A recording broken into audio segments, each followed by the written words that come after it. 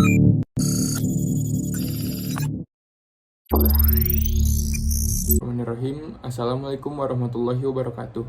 Perkenalkan, nama saya Muhammad Farhan Mulyana dengan NIM 21050120140172172, Teknik Mesin 2020.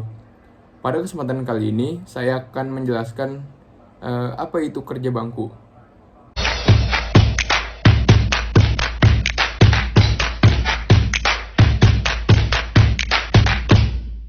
Kerja bangku merupakan pekerjaan dasar dalam kegiatan perbengkelan di mana kita hanya menggunakan alat-alat biasa tanpa menggunakan mesin, serta pembuatan benda kerja yang dilaksanakan dengan secara manual.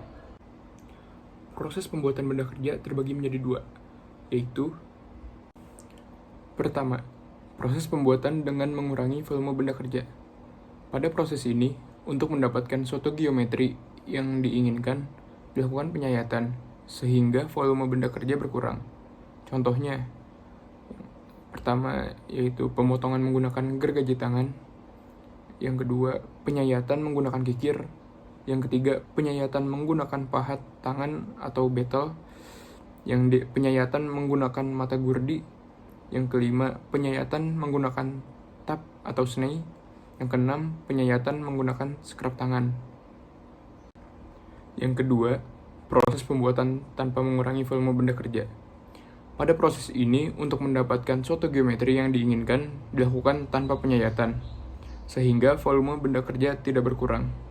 Pembentukan tersebut dilakukan tanpa penyayatan, dengan cara yang pertama, dibengkokkan atau dibending, yang kedua, distempel atau stamping, yang ketiga, penandaan dengan penggores atau penitik. Jenis pekerjaan yang dikerjakan pada praktikum kerja bangku adalah yang pertama, menggergaji. Menggergaji ini memotong benda kerja menggunakan gergaji tangan. Yang kedua, mengikir. Mengikir ini mengurangi atau menghaluskan permukaan benda kerja menggunakan kikir. Yang ketiga, membetel atau memotong paksa benda kerja menggunakan betel. Yang keempat, menyenai atau membuat ulir luar pada benda kerja. Yang kelima, mengetap atau membuat ulir dalam pada benda kerja. Selanjutnya, alat-alat kerja bangku. Dalam praktikum kerja bangku, terdapat berbagai macam alat yang akan digunakan. Yang pertama, ada meja kerja. Meja kerja lazimnya terbuat dari plat besi dengan konstruksi yang kuat dan juga kaku, agar tidak mudah goyang saat dilakukan pengerjaan benda kerja di atasnya. Meja kerja dibuat dari plat besi yang dilapisi papan kayu tebal di bawahnya dan diberi rangka serta kaki-kaki dari besi sehingga lebih kokoh. Dan di atasnya juga biasanya terpasang ragum. Yang kedua yaitu ragum. Ragum dipasang dengan kuat pada bangku kerja. Ragum ini berfungsi untuk memegang atau mencekam benda kerja yang akan dikerjakan. Berdasarkan gerakan rahangnya, dapat dilakukan pengelompokan menjadi dua, yaitu yang pertama, ragum tidak sejajar atau ragum tangan. Ragum ini cocok untuk mencekam benda kerja yang akan dilakukan dengan pekerjaan berat, misalnya membengkokkan atau meluruskan besi. Dan yang kedua, yaitu ragum sejajar. Ragum ini cocok untuk mencekam benda kerja hasil proses permesinan di mana bidang atau permukaan kontak dengan rahang ragum sudah sejajar. Alat berikutnya yaitu kikir. Kikir adalah perkakas tangan yang dibuat dari baja karbon tinggi, mempunyai alur-alur pahatan yang sejajar di permukaannya. Kikir dapat dibedakan menjadi beberapa bagian, yaitu yang pertama, bentuk guratannya. Bentuk guratannya ini dibagi menjadi tiga. Yang pertama, kikir guratan tunggal, yaitu mempunyai satu arah guratan. Yang kedua, kikir guratan ganda, yaitu mempunyai dua arah guratan yang saling berpotongan. Dan yang ketiga, yaitu kikir parut, yang mempunyai guratan seperti parut. Kikir terbagi menjadi beberapa bagian. Yang kedua, yaitu bentuk bendanya. Yang pertama, kikir kasar tirus dan kikir kasar rata. Kikir ini berfungsi untuk pengerjaan alur sempit. Yang kedua, kikir pipih. Kikir pipih ini berfungsi untuk pengerjaan alur sempit. Yang ketiga, ada kikir pilar. Kikir pilar ini berbentuk seperti pilar. Kemudian yang keempat, kikir bujur sangkar. Kikir ini berfungsi untuk pengerjaan sudut-sudut dalam dan alur-alur yang tidak dapat dikerjakan dengan kikir rata. Kelima, kikir bulat dan setengah bulat. Kikir ini berfungsi untuk pengikiran permukaan lengkung. Yang keenam, kikir segitiga.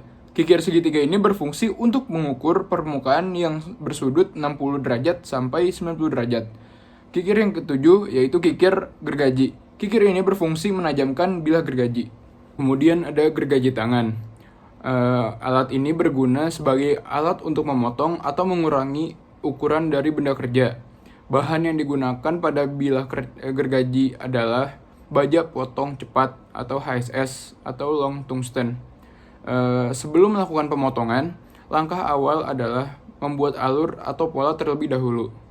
Yang kelima ada martil atau palu. Alat ini merupakan alat pemukul yang terbuat dari baja dengan kedua ujung yang dikeraskan atau harden. Fungsinya untuk memukul suatu benda kerja. Martil atau palu dibagi menjadi dua, ada yang bulat dan ada yang melintang. Yang keenam ada penggores atau scriber. Alat ini dibuat dari baja perkakas atau tool steel. Penggores adalah suatu alat untuk membantu membuat pola berupa goresan pada benda kerja. Semisal kita menggunakan spidol untuk membuat pola, maka pola akan hilang. Maka digunakan penggores. Yang ketujuh ada penitik. Penitik ini terbuat dari baja perkakas atau tool steel. Penitik merupakan suatu alat untuk membantu membuat titik pada benda kerja, yang berfungsi untuk membantu proses pengedrilan pada saat matabor menyentuh benda kerja. Kemudian hand tape. Alat ini digunakan untuk membuat ulir dalam. Tape yang baik terbuat dari HSS atau high speed steel. Tape dari baja dan karbon digunakan untuk mengerjakan logam-logam yang tidak keras, misalnya tembaga, kuningan, dan perunggu. Agar pahat tape tidak cepat aus, maka digunakan pelumas oli pada saat pemakanan benda kerja. Yang kesembilan yaitu sney.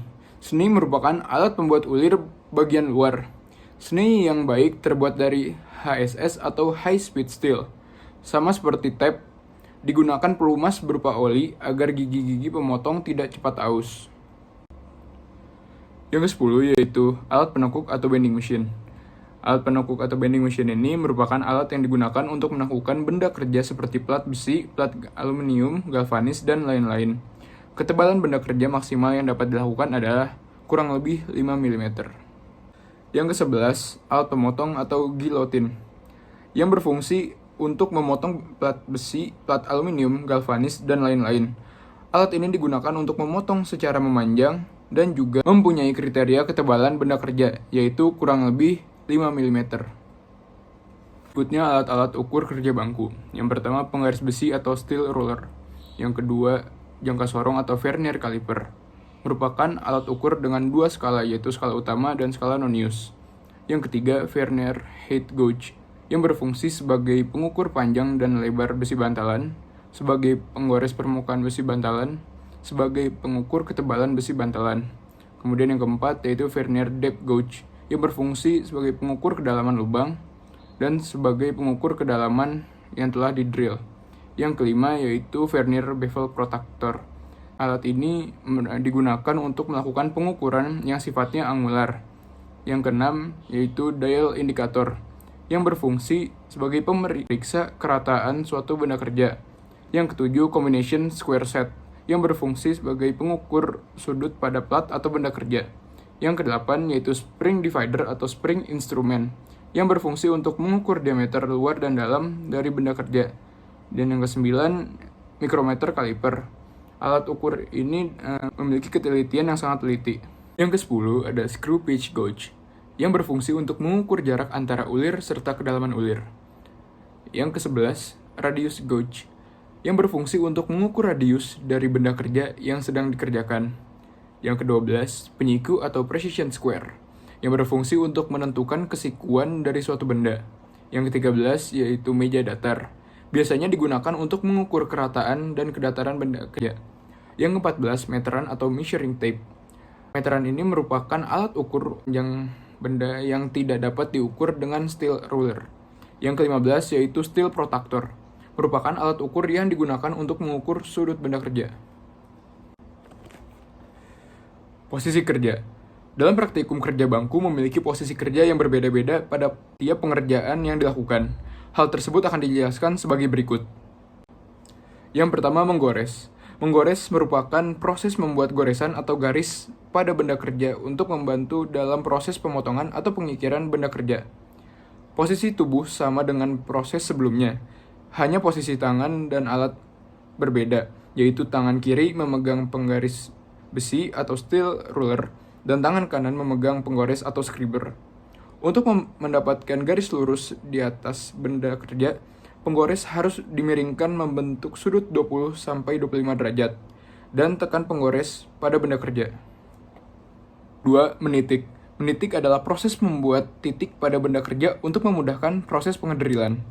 Posisi menitik sama seperti pengerjaan membetel, hanya saja tangan kiri menggenggam penitik.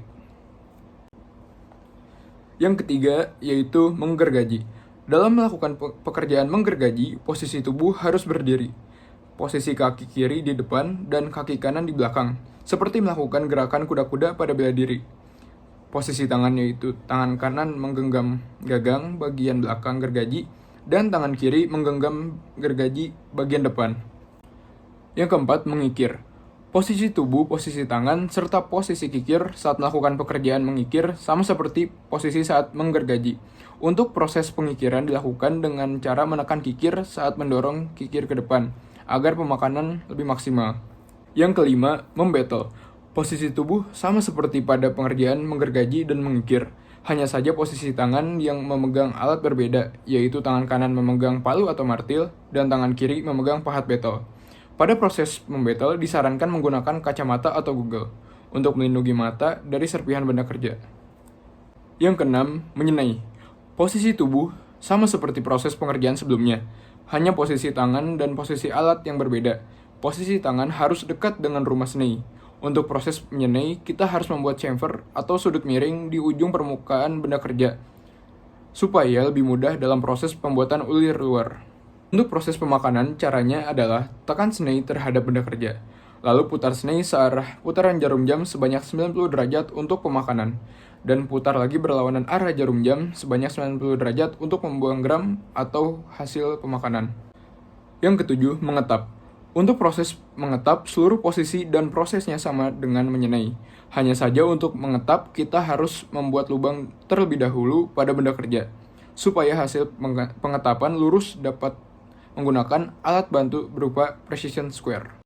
Sekian dari saya, mohon maaf apabila ada kesalahan dan kekurangannya. Wassalamualaikum warahmatullahi wabarakatuh.